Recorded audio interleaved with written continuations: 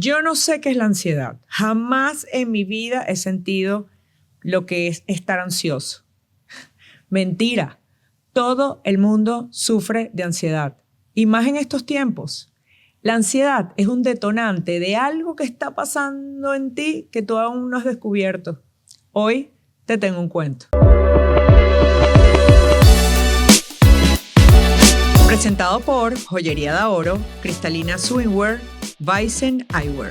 Y este cuento es con mi queridísima psicóloga María Alejandra Ruiz, que además acaba de sacar un libro espectacular, El niño que fui el adulto que elijo ser. Uy, eso se ve. Bienvenida, gracias por estar aquí. Gracias a ti por la invitación, yo feliz de estar aquí.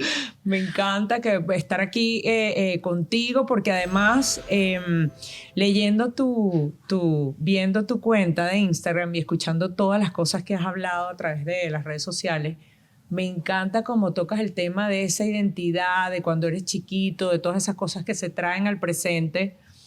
Y bueno, la fuerza que tiene la ansiedad dentro de nosotros, ¿no? Y de qué formas, hay gente que lo detecta y hay gente que no, y cómo puede detonar en muchas áreas de nuestra vida, y quiero que hablemos de eso, porque yo soy una mujer ansiosa. No, de verdad, soy ansiosa. O sea, estoy todo el día en una ansiedad, no sé por qué, de algún momento lo vas a descubrir tú, pero yo soy ansiosa. Yo creo que, sabes que no lo tenemos tan identificado, pero la mayoría de las personas tienen algo de ansiedad. Es muy escaso, yo diría que es raro, personas que son completamente calmadas y que no tienen ansiedad de ningún lado, como que no les surge por ningún lado, me parece a mí medio extraño. Entonces, yo creo que por ahí va.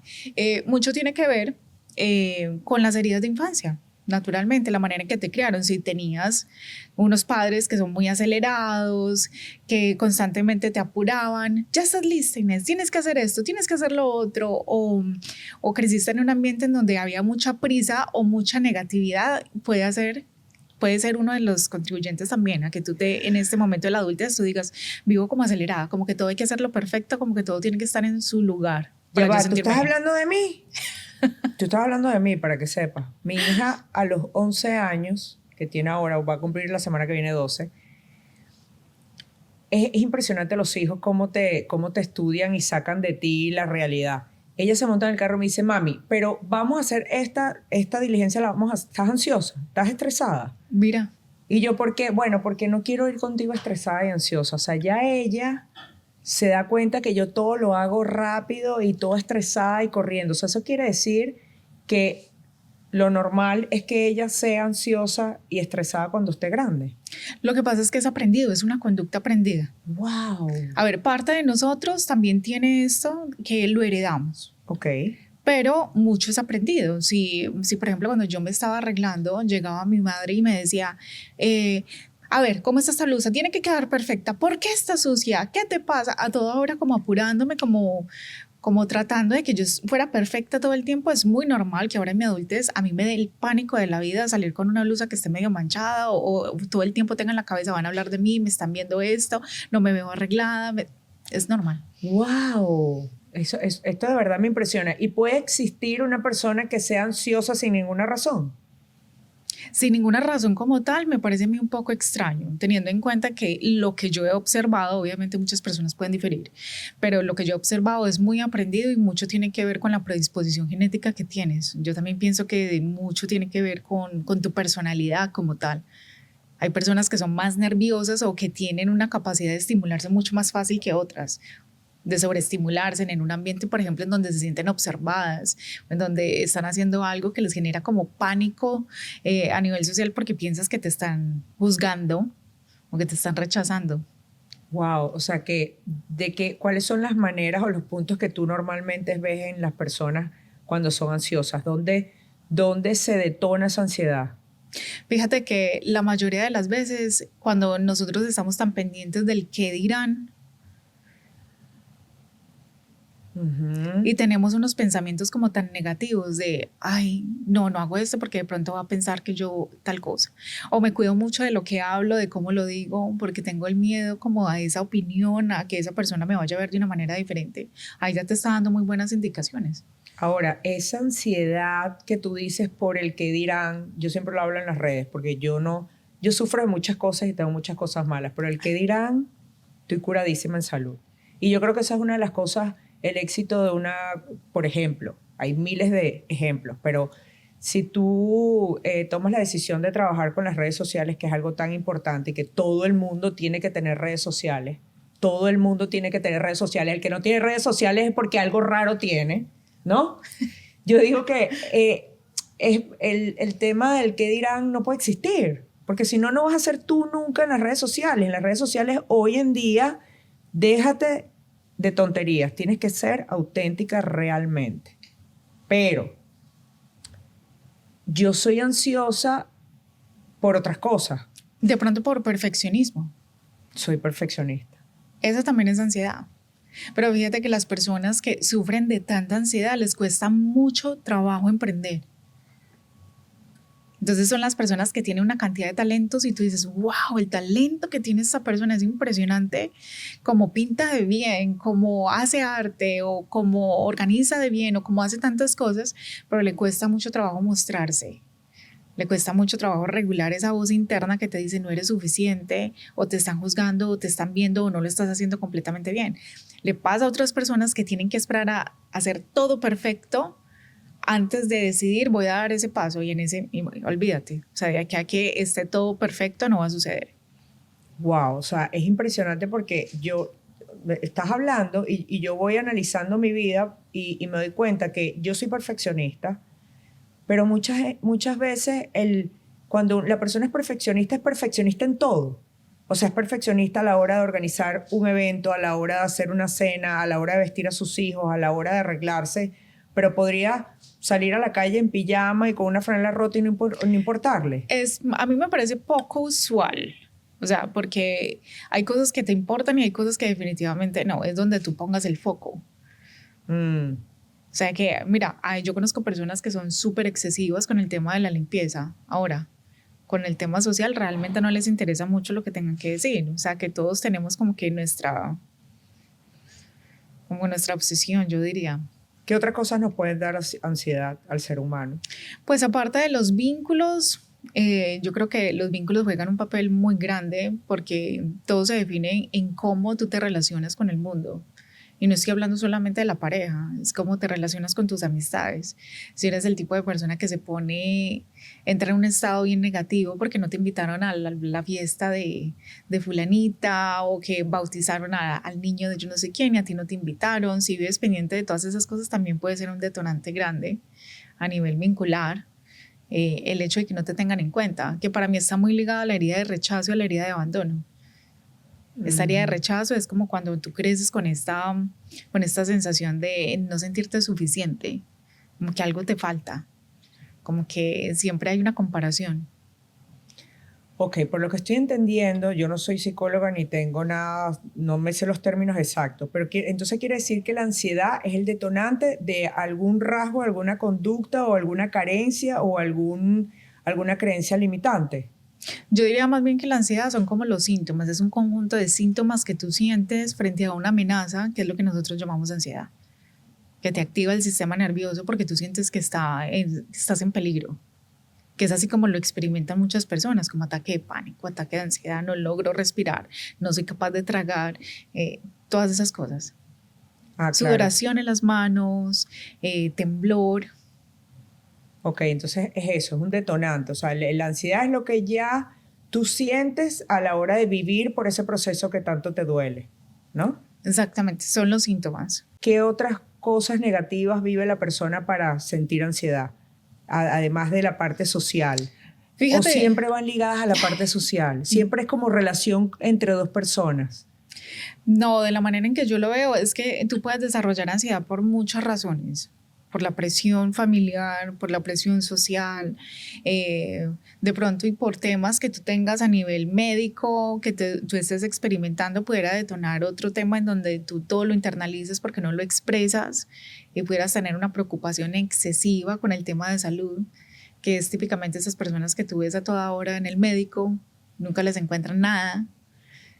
Hipocondríacas. Exactamente. Que también nosotros lo catalogamos como algo que tiene que ver con la ansiedad, es una preocupación excesiva, es que literalmente eso es lo que es la ansiedad, es una preocupación excesiva en donde tú constantemente estás ocupado pensando en algún problema o en algo que llega a tu mente, que no eres capaz de sacar. ¿Cómo se puede resolver eso? ¿De qué manera? O sea, si una persona está aquí viendo el episodio y dice, ok, ya me di cuenta, la doctora acaba de darse cuenta de algo que yo estoy viviendo. ¿Cómo buscas a ese psicólogo indicado que te va a ayudar con este tema? Porque hoy en día hay demasiada información, ¿no? Hay demasiada información y es yo creo peligroso. y es muy difícil poner en práctica si tú no tienes como las herramientas correctas. Entonces, algo que sucede mucho es que nosotros vemos a una cantidad de personas yendo a terapia y nos dicen, yo ya me sé toda la teoría, lo que no sé es cómo aplicarla. Efectivamente, tú puedes leer libros, ver una cantidad de podcasts, hacer una cantidad de cosas, pero si no tienes un terapeuta al lado que te dice, a ver, tú tienes miedo tú tienes miedo a las personas o al que te juzguen las personas y el tratamiento es vete a un restaurante y ordena por ti mismo para que experimentes qué se siente, o en lugar de responder agresivamente cuando alguien te deja en visto o no te contesta un mensaje, quédate con esa sensación por un momento y examina para que te des cuenta que sí te puedes regular. Son estrategias de regulación emocional. Me encanta. Y esa ansiedad te puede llevar a otra cosa aún más difícil o más fuerte en ti. O sea, por ejemplo, las enfermedades están ligadas a la ansiedad. Yo creería que sí, aunque no hay muchos estudios frente al tema. Pero yo creo que cuando una persona está estresada o está bajo esa amenaza constante de que algo va a salir mal, tu cuerpo se tiene que alterar naturalmente. Fíjate, el cortisol se tiene que subir de una manera impresionante y tu cuerpo está contraído, entonces tú no duermes bien, no comes, obviamente eso va a alterar el resto de tu sistema. Te duele la cabeza constantemente, eso sin mencionar que cuando tú sufres de ansiedad por un tiempo demasiado prolongado, dejas de hacer cosas que te motivan, entonces viene la depresión también, porque tú empiezas a cohibirte de muchas cosas. No, es que tengo miedo de ir a un parque porque qué tal y si me encuentro con fulanito o me voy a encontrar con alguien y de pronto me roban y de pronto le pasa algo a mi perro. Como que los pensamientos negativos todo el tiempo te pueden llevar a un nivel de estrés en donde tú empiezas a aislarte, donde no quieres compartir con las personas y eso también se va viendo como reflejado en tus relaciones con otras personas o cómo vas viviendo tu vida, las oportunidades que persigues. Mira cómo abarca todo realmente, porque si yo tengo mucha ansiedad por lo que te estaba mencionando hace un momento, probablemente tampoco voy a abrir mi página en Instagram o en Facebook para poder sobresalir, para poder mostrar mis productos, para poder hacer otras cosas.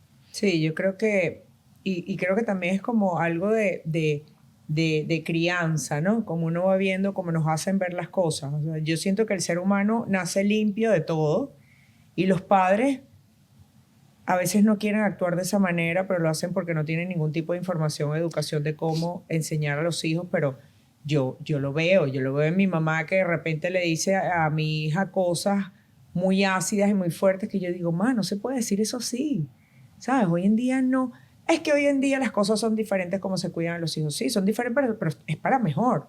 O sea, siento que la forma, el cuidado en el que le hablamos a nuestros hijos, la forma en la que los educamos y los vamos guiando es mucho más consciente y mucho más limpio que lo que pasaba antes. Antes todo era los golpes, ¿no? Totalmente. Recuerda que es que la crianza de ellos también fue muy diferente en cuestión de lo que podían expresar y lo que no. Hasta hace muy poco la opinión de una mujer dentro de una casa era un tema diferente, o sea, las mujeres no tenían tanta participación, entonces tú no tenías como mucha oportunidad tampoco para reclamar o para decir ciertas cosas porque tenías que obedecer, porque había un proveedor, ¿no? Fíjate que todo proviene de ahí también. Entonces, hay ciertas cosas que se normalizan hoy en día que yo creo que en realidad no son normales. Lo que pasa es que lo vivimos en nuestra temporada, nos tocó ver a nuestra madre quedarse callada o a nuestro padre quedarse callado frente a cosas que consideraba injustas por la famosa prudencia, pero que literal, o sea, que tiene que ver con la crianza de ellos y de cómo ellos se formaron y que en este momento el trabajo de nosotros es hacer algo diferente. Yo no voy a utilizar las mismas palabras que utilizaba mi mamá conmigo para referirse, ¿no? Ahora que tenemos más información. Sí, es impresionante cómo uno va viendo a través del tiempo, vas creciendo y vas madurando y vas viendo la forma en que fuiste sin juzgar, la forma en que fuiste criado y cómo volteas. Hay gente que no voltea nunca. Hay gente que nunca ve cómo lo criaron versus cómo voy a criar, sino que simplemente se tragaron todo eso y lo sueltan a los que siguen, ¿no? Exactamente.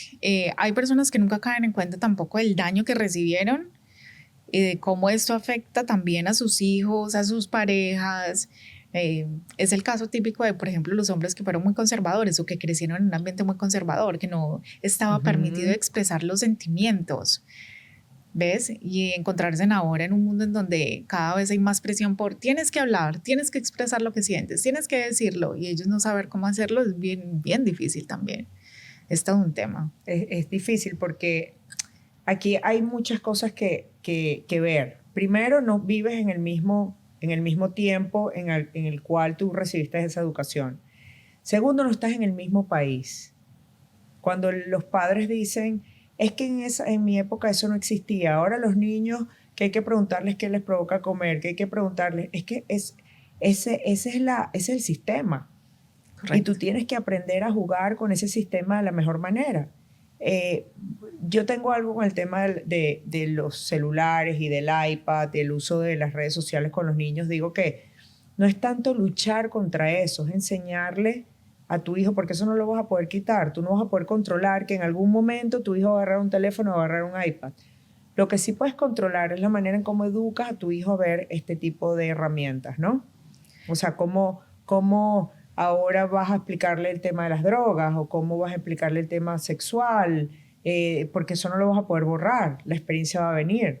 Entonces el colegio yo lo veo un poco retrasado en cómo está haciendo las cosas o cómo, en qué edad o en qué grado están enseñando a nuestros hijos ese tipo de cosas. ¿Cómo lo vas a enseñar dentro de la casa para que él vaya preparado? Porque hay algo que no vemos todos los padres y eso es un monstruo, y es que lo que no aprendan en casa, olvídate, lo van a aprender en la calle. Totalmente. Entonces, desde ahí empieza todo. Yo creo que es la claridad con la que tú hablas con tus hijos. Y todo tiene que ver con esa relación que tienes con ellos.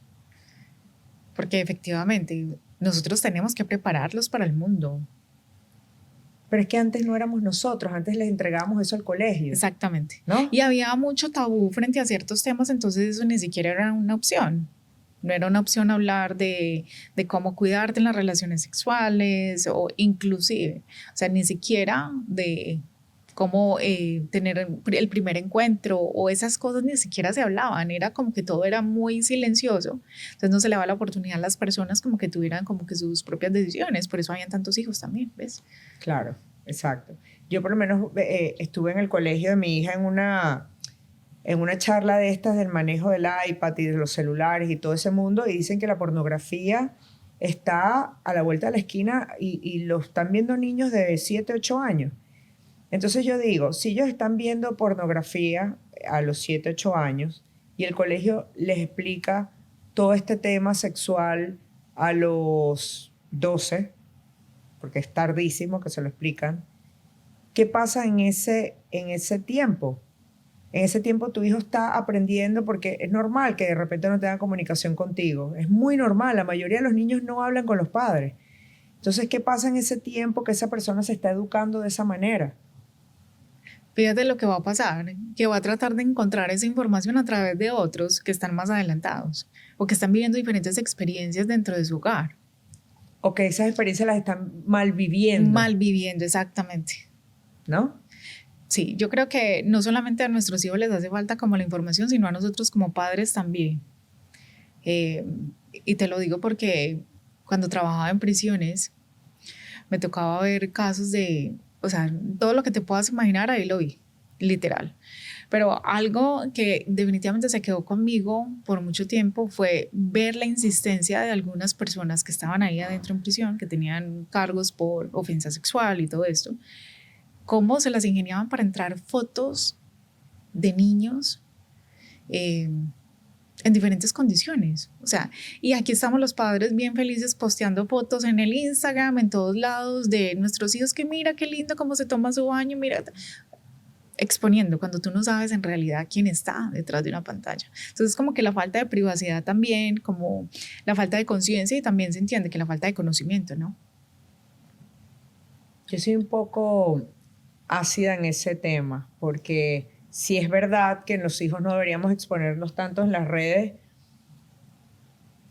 yo no puedo vivir mi vida pensando en todas las cosas malas que hay por fuera o que está ocurriendo alrededor de mi cuenta en Instagram, por ejemplo, o qué es lo que la gente está pensando o qué está haciendo con toda la información que yo estoy dando. ¿No? A pesar de que es algo vulnerable, siento que si yo estoy pensando en que hay 40.000 hombres viendo las redes sociales mías haciendo no sé qué con mis fotos, yo no pudiera estar en las redes sociales. Entonces también hay un miedo ahí infundido o exagerado. Yo creo que O si sientes que hay que exagerar en este tema. lo que pasa es que todos lo vemos desde lentes muy diferentes porque depende de la experiencia de cada quien, ¿verdad? Claro. A veces yo pensaría que es mejor no saber ciertas cosas. Claro. Por ejemplo, para mí, y ahora que tengo mi hija, para mí ha sido como todo un aprendizaje y como todo un tema de experiencia de calma la ansiedad, no todo se tiene que controlar, no todo representa un peligro, pero es porque yo tengo esta información, porque lo viví, porque lo conocí, porque lo tuve de cerca, pero para el resto de los padres yo los veo tan tranquilos con ciertas cosas y yo digo, a veces es mejor no saber. Tú sabes que yo vi una entrevista de una niña hace mucho tiempo atrás, unos 2 años atrás, pero me quedó marcada. Una niña de 14, 15 años en una entrevista diciéndole, pero es que los papás creen que nosotros nos vamos a tirar por el barranco, creen que todo nos va a salir mal, o sea, como que haciendo entender que los padres se tenían que también calmar un poco y bajar esa ansiedad, ¿no? Porque ves el mundo tan mal que crees que todo va a salir mal. Y que un niño de 16 años, a pesar de que no lo sabe todo, es verdad, pero también sabe. O sea, yo por lo menos le cuento de él, siempre le he metido desde chiquita el tema de las fotos. Cuidado, te tomas mal una foto y tú vas a aparecer, carajita, en todas las redes sociales o en todos los teléfonos de tus amigos de la universidad. Y siempre su respuesta, claro, ha crecido y voy más ácida contando el cuento, ¿no? Mira lo que pasó aquí, mira este video, mira esto, mira esto. Y siempre se voltea y me dice, ma, o sea, ¿por qué tú piensas que yo voy a hacer eso? Yo no soy tonta. Y tiene 10 años. Y yo le digo, claro que sí, porque si te lo estoy diciendo es porque pasa. Y ha pasado en la vida. Ahí meto yo la ansiedad y el susto y el miedo al niño. Y es verdad que ha pasado, pero tiene que haber un balance en todo, ¿no? Efectivamente tiene que haber un balance. Yo comprendo gente que ha pasado por un proceso de abuso sexual, de algo que haya pasado, tú lo sientes, tú lo ves rapidito. Porque tú ves esas mamás, cuando esas mamás están, no, cuidado, porque a casas donde hay tíos y gente grande no se puede ir. Ya va, señores, no en todos lados hay gente mala. O sea, cálmate, ¿entiendes? Tú tienes que saber dónde va tu hija, es verdad, pero no puedes pensar que entonces tu hija no puede tener relaciones con amigas donde en las casas hayan hombres mayores. O sea, hay que tener cuidado. No sé cuál es tu opinión, esa es mi opinión personal, de que les metemos demasiada mente y demasiada exageración, sobre todo en este país, a nuestros hijos. Yo creo que tiene que haber un balance, ni tanto para acá ni tanto para allá. Como te digo, o sea, para mí ha sido toda una experiencia y antes he tenido que aprender a regular esa ansiedad, pero porque trabajé con niños abusados, porque también me tocó ver a muchas madres en consulta expresándome sentimientos de culpa por no haber visto, por creer que las cosas no estaban pasando y mientras tanto sí estaban pasando. Entonces yo creo que todo depende de la experiencia que tú has vivido, pero hay cosas que sí son reales. Lo que pasa es que tú no te lo puedes imaginar y qué bueno que no te lo puedes imaginar porque es que tú no eres así. Claro, no está en tu cabeza. No está en tu cabeza y qué bueno que no esté en tu cabeza. Es algo positivo. Que no esté en tu cabeza porque tú no te imaginarías que hay tanta maldad, pero sí existe. Claro. ¿Me entiendes? Pero es bonito lo que tú estás diciendo, como que tener ese balance quizás no tanto para allá ni tanto para acá, porque también está esta parte en la que vivimos con el trauma que no superamos y vivimos la vida así, como pendiente de todo y preocupado por todo, cuando tampoco es el caso.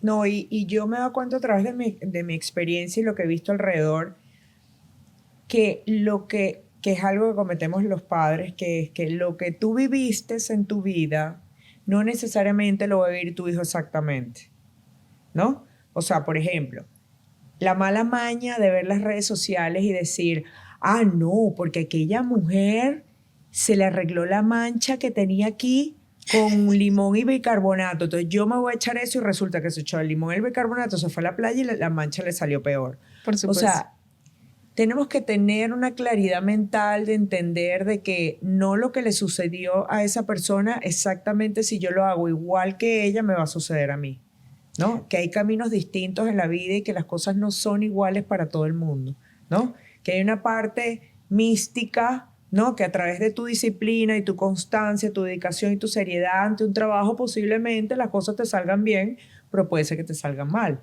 Entonces siempre estamos como educando a nuestros hijos bajo esa ansiedad que nos da, el que no vivan lo que nosotros vivimos, o al contrario, yo estoy orgullosa con la mujer que soy, mi hija tiene que pasar exactamente por lo que yo pasé para que sea igual, ¿no? Es como condicionar la vida de tu hija precisamente porque tú ya pasaste por ahí. Y yo creo que ahí es donde nos equivocamos. Porque hay que permitir que nuestros hijos también formen su propia personalidad y cometan sus propios errores. Hay una cantidad de conocimiento y de crecimiento específicamente en cometer errores. Créelo o no, pero es impresionante todo lo que aprendemos a través de nuestra propia experiencia. Buena o mala, lo que pasa es que nos encanta estar rescatando a la gente. No queremos que se equivoquen, entonces estamos ahí pendientes como para poderlos atajar, como para que no se caigan. Y tú no sabes el poder de tú poderte caer y levantarte y hacerlo por tu propia cuenta. Y está bien. El trabajo de nosotros a veces, ok, te vas a caer, voy a esperar a que te caigas y que tú pidas ayuda. Porque es que si yo espero que te caigas y luego estoy pendiente para recogerte, no vas a aprender qué fue lo que te hizo caer. 100%. Y aquí entra todo este tema maravilloso de este libro que escribiste, ¿no? Sí, mucho tiene que ver con lo que estamos conversando en el sentido de que nosotros no tenemos que repetir la historia de nuestros padres y que tampoco tenemos que vivir culpando a los demás de lo que nos está sucediendo. O sea, mi mamá, mi papá, las personas que estuvieron a cargo de mi crianza recibieron lo que pudieron. Ojalá hubiese sido más, pero realmente eso era lo que había, no había más. Entonces ahora en la adultez es mi trabajo, bueno, sufro de ansiedad, sufro de depresión, ¿qué es lo que pasa conmigo? ¿Por qué no me funcionan los vínculos? Pero dejar de culpar tanto a los padres, sino más bien como hacer un análisis interno y decir, me toca a mí, déjame cambiar la historia, ¿qué puedo hacer para cambiar mi historia? Yo no tengo que repetir la historia de mi madre que se casó con un hombre que era alcohólico, o no tengo que repetir la historia de mi padre que lo dejaron abandonado. O sea, yo tengo que mirar cómo salgo yo de ese ciclo vicioso. 100%. Y la mejor manera es esa. No, esa es ni sentirnos culpables, ni tampoco sentir esa pobrecito yo, esa victimización que al final, o sea, yo odio la gente que se victimiza. A tal punto que soy muy dura y con ese tema. O sea, pobrecita que le pasó esto y metieron preso al marido. Bueno, lo metieron preso porque algo hizo. O sea, ese es el resultado de una acción, ¿no? Esa es la respuesta. O sea, soy muy dura en ese sentido porque odio la victimización, odio las personas, y yo odio pocas cosas en la vida, pero odio las personas que se arrastran toda la vida con eso, que se sienten culpables y todas las acciones y todo lo que cometen es culpa de eso que pasó. ¿Y por qué me pasa? Porque yo nací en una familia disfuncional donde mis padres se divorcian cuando yo tengo 3 años y hoy en día yo me siento orgullosa de quién soy. Entonces, ¿cómo yo puedo ver que las personas se sientan víctimas por algo que yo también pasé y mírame dónde estoy? Y ahí está la diferencia, ¿no? Sí, yo creo que también tiene que ver con esto de que todos tenemos oportunidades diferentes. Y efectivamente, las personas que más se victimizan de manera consciente o inconsciente, porque también sucede, también hay una parte de responsabilidad, o es cuando uno pierde como la esperanza. Eso es lo que yo no... Y la reacción tuya es normal, porque muchas personas se sienten así, especialmente cuando tú has tenido esos desafíos y tú has seguido adelante. Tú dices, pero ¿cómo es posible que esta persona no lo logre? Y bueno, la verdad es que las oportunidades para todos son diferentes. Tú tienes un set de habilidades que te han puesto donde te han puesto. Pero hay otras personas que no tienen esas habilidades. Y estoy hablando de habilidades que pueden ser tan simples como tú poder decir, ok, hoy no voy a hacer esto porque no le voy a dar gusto a nadie y tengo la capacidad y la determinación de decir, no quiero. Mientras que hay otras personas que son más gobernadas por la culpa o por el qué dirán, o se pueden sentir muy mal fácilmente porque tienen esa necesidad de complacer, porque ya sufrieron el rechazo, ya les tocó ver el rechazo de primera mano, de no estar de acuerdo con el resto de las personas. A mí me encantaría saber, y no sé si eso se puede lograr a través de varias sesiones con un psicólogo, ¿qué fueron esas cosas que me hicieron a mí la persona que soy hoy para poderle enseñar a la gente que todo en la vida se puede lograr? Porque eso está en mi cabeza siempre. Y aquí se ha sentado mucha gente y me ha dicho, bueno, pero es que tú tienes una situación económica diferente. No, no, no. Yo tuve muchas noches que comía atol de cena porque mi mamá no podía comprar más cena sino tener eso de cena.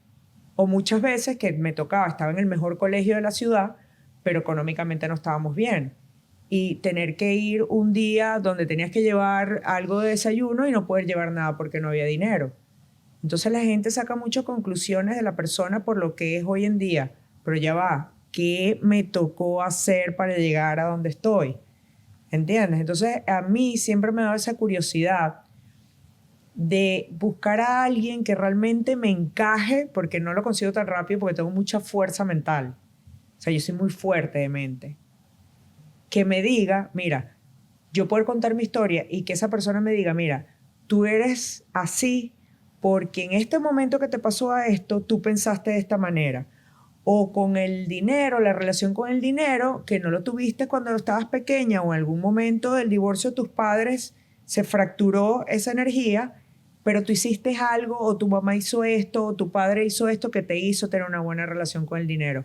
O tú tienes una buena relación sana de matrimonio porque tú en esa época donde tus padres se gritaban y no tuvieron buena relación ni comunicación y tú hacías lo que te daba la gana porque las dos personas no se comunicaban, a ti te pasó esto y eso fue lo que hizo que ahora tú tengas una relación sana, matrimonial y una familia sana. O sea, a mí me da curiosidad saber eso porque me encanta poder contar la historia, pero también la solución. Sí, mucho tiene que ver con tus habilidades, efectivamente, tu temperamento, tu carácter, eh, y con esta actitud de pronto de merecimiento. Fíjate que no todas las personas se sienten merecedoras de lo que les sucede o ven tan imposible que ciertas cosas sucedan que se rinden porque no se sienten ni siquiera con la capacidad de llegar ahí. A lo mejor y lo que te pasó a ti dentro de todo fue que siempre te sentiste merecedora. ¿Y por qué no? ¿Quién me dice a mí que no puedo? Que es algo similar de lo que me ocurre a mí. O sea, si tú me preguntas, para mí no hay nada imposible. Y si algo se me mete en la cabeza, te lo juro que lo saco adelante. Caprichosa a morir. Yo quiero esto, esto es. Y ni más ni menos quiero esto, así tal cual. Pero esa estrellita, esa luz dentro de ti en la personalidad, ¿es algo con lo que uno nace o es algo que uno va desarrollando a través de las dificultades de la vida? Yo creo que es una mezcla de varias cosas. La primera, yo recuerdo, por ejemplo, mi madre diciéndome todo el tiempo, es que sí puedes, ¿quién dice que no? Claro que sí. Y podía ser lo más descabellado del mundo. Quiero ser astronauta, quiero ser cantante, quiero ser lo que quiera hacer. Es que puedes, ¿por qué no? ¿Quién dice que no? Entonces yo creo que se instala como esa mentalidad que es contrario a lo que le sucede a otras personas que no, eso no es para ti, tú eres muy pobrecita para eso, o no, te falta altura, o no, eso es para la gente que puede soñar un poco más. Hay personas que han tenido ese tipo de mentores también en la vida, personas al lado que les hablan en el oído y les dicen, tú no puedes por esto y esto, como pasando sus propios miedos y tú los aprendes. Pero hay otras personas de pronto que de pronto tú no escuchaste nunca eso y al contrario, te empujaban y dale. Y tú aprendiste que lidiabas con una cantidad de problemas, pero no tenías en tu cabeza, no se puede. Solamente hay problema, hay que solucionarlo, aquí no tenemos tiempo para llorar, rapidito, a movernos. Por ejemplo, en estos temas, hablando de ansiedad, el dinero juega un papel importantísimo, porque la gente no entiende, yo lo he aprendido a través del tiempo, que el dinero es una energía, que la mejor manera de detectar por qué tienes esa relación con el dinero es escribir una carta, ¿no? Y esto lo he contado miles de veces y me encanta y lo voy a repetir 1.000.000 de veces más porque me parece que es tremenda tarea que debemos hacer todos. Y es como que ponle nombre al dinero y escribe en un papel qué sientes tú por esa persona. Entonces, si tú y yo somos amigas y cada vez que tú te acercas a mí yo tengo una ansiedad y pienso que tú eres más bella que yo y pienso que tú me vas a quitar el novio porque eres más sexy, tienes el pelo más bonito y, y cada vez que pienso en ti o me llamas me da taquicardia y me da ansiedad, entonces ahí está, es una energía, se acerca y se aleja, ¿no? O las personas que tienen instalada esa creencia también de que si tienes dinero, los demás, el dinero corrompe, el dinero es malo, El dinero es malo. cambia a las personas. O también pasa mucho, que es un tema que yo lo descubrí hace poco, que es que si eres bella, tienes dinero, tienes una vida ante los ojos, una vida entre comillas perfecta, entonces te hacen sentir culpable por eso, ¿no? No nada más se siente culpable, no nada más nos ha enseñado a sentir culpa por el que no lo tiene, sino por el que lo tiene también. Por ejemplo, pobrecito esta persona que no tiene dinero, vamos a ayudarla, vamos a darle algo de comer, seguro no ha comido en todo el día. O sea, qué mal esta que tiene dinero, que se lo puede comprar todo, qué feo, que mira cómo se viste, que mira cómo muestra, ¿no? O claro, como ella es bella y como tiene el pelo así, qué mal, porque entonces mira cómo se puede sentir la gente que es fea. O sea, siento que Hay cierta tendencia como a victimizar al otro simplemente porque ha logrado más. Y fíjate que eso es tan presente, por ejemplo, en redes sociales, que es como si a las personas les molestara ver que otros sobresalen o que hacen las cosas bien o que les va bien.